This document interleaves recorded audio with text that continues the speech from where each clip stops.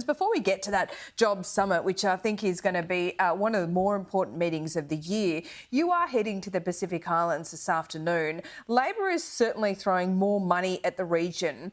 What is the intention here? Are you trying to outspend and outcharm China?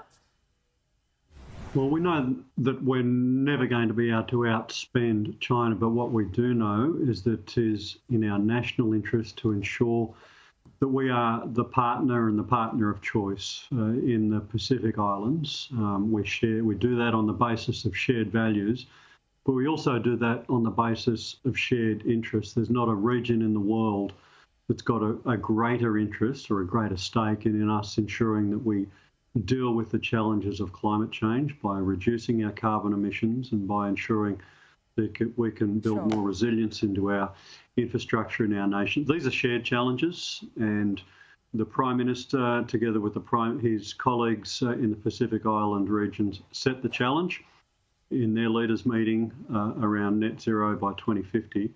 And it falls to all the other ministers and the other ministerial forums to do the work to ensure that we can meet those challenges no less than in the area of finance and financial management. I mean, it was pretty positive when Labor won government. The relationship looked like a reset with China, but that's deteriorated pretty quickly.